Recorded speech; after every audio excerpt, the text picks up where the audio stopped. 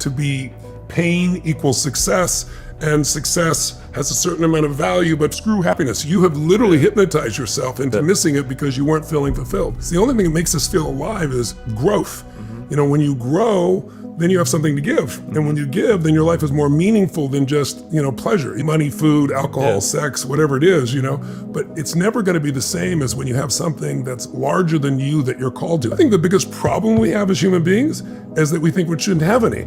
It's like problems make you grow. Problems call to you because, listen, you lift, we're both in good shape. You wouldn't be there if you lifted light weights, did 100 curls with some lightweight, right? You're built. You've built this body. You built it by challenging it.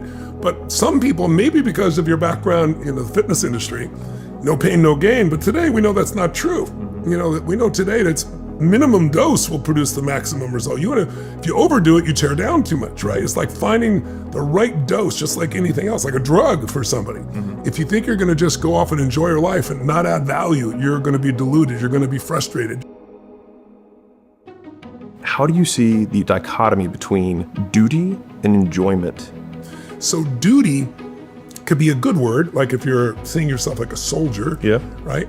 But I don't look at it that way. I look at it as opportunity. I don't feel a sense of duty. I feel a sense of joy in being able to contribute. To me, contribution is what we're made for. Like, it's not hard to meet your own needs as a human being, right? It's not that difficult today in the world we're in today. But to have a fulfilling life, you have to have something you care about more than yourself. And so if you get into business just to make money, and there's nothing wrong with that, those people usually, you know, even if they succeed, they hit a limit of fulfillment because the economic returns only produce so much. So I don't look at duty and enjoyment. I look at it as more like it's all enjoyment because contribution is the ultimate enjoyment for me. I mean, I get into business for impact and economics are second. If I have enough impact, you'll never have to worry about economics in your life. And I found that to be true in my own life. There's two types of motivation, if you don't think of it that way. There's push motivation, which is, let's say, duty, or I've got to do this, or I have to do, or obligation, right?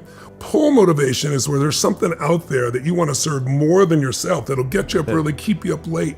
And it isn't hard. It isn't duty. It is like what I'm made for.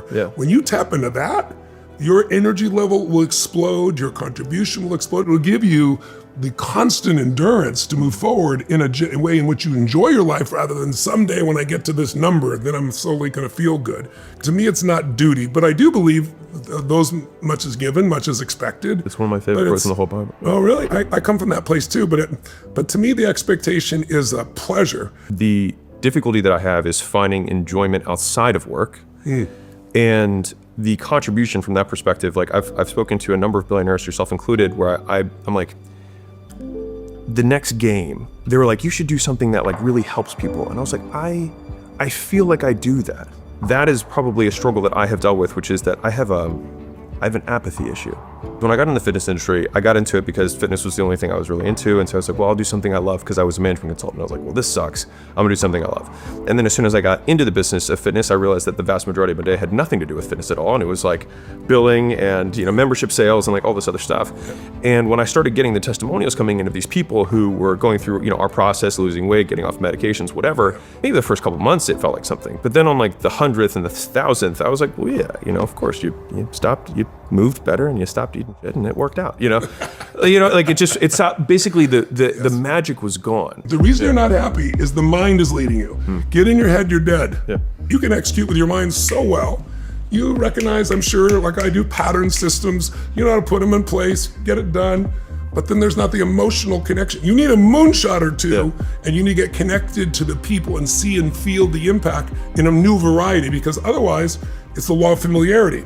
You get around anything enough, no matter how good it is, you start taking a little bit for granted. And that's just human nature, that's not you. So you have to wake it up and you got to get associated. So what I'm trying to say to you is stop this through happiness thing.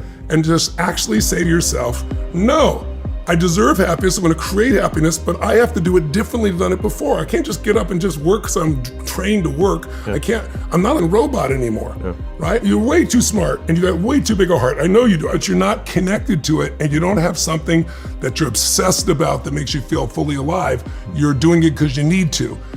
The difference between have to, duty, and get to, that's the difference between rich and poor. And rich and poor is not money. Rich and poor is feeling fully alive, that's rich, right? Poor is you work your ass off and you have plenty of money and you help all kinds of people, but you don't connect it. Your energy has got to be shifted. You need a kick in the ass. You need to get an environment where you're on fire. Yeah. And then at that state, you've had that state before, I guarantee you wouldn't have got here. But then you got so caught up in the push, I think you've missed some of the pull for your life. And I think this is not just true of you, it's true of most of us. Why are most people stressed? Like if you talk to people, like so successful people, they're always talking about, I'm so stressed, I'm stressed. Yeah. I'll tell you why you're stressed, because you're managing all these great businesses, you're managing all this great money, but you know what, when you manage it puts you back in survival. Are you gonna tell me it's more stressful today than the dark ages? Yeah. I mean, come on. But what's happened is we have all this we're trying to manage, and we're not made to manage. You've been so successful that now you've hit a set point. And now the only way that set point is people get to a point where they question and they start going, is it worth it or not? But I have to keep doing it.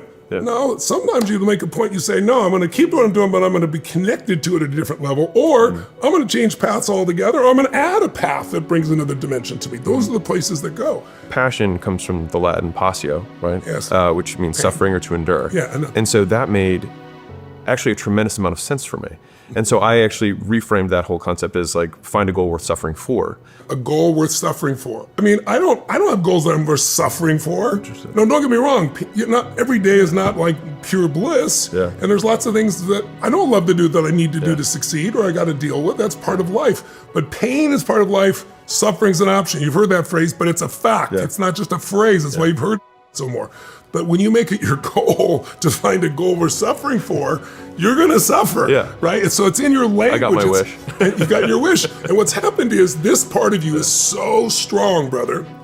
This part of you is too, but this is the lead right now.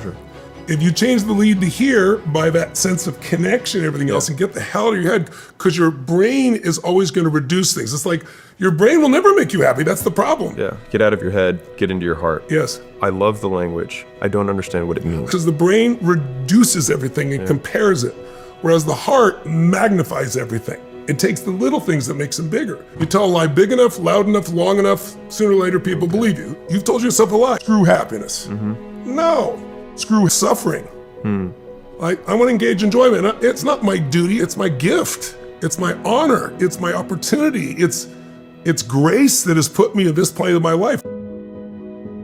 The words you attach to your experience, as I said, become your experience. I call it transformational vocabulary. And so your words shape your psychology.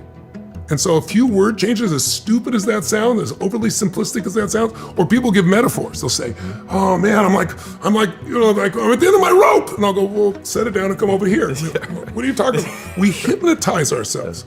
But the words escalated the emotion. And once they're there as a metaphor or as words, linguistics change how the brain functions. And so part of yours is some simple linguistics, but the other part is state. So I know the word passion literally comes from pain. I know that too. And sometimes we get caught up on the original definition versus how we can live it, right? Thank you so much, Tony. It's been a pleasure. Appreciate it. Thank you, brother.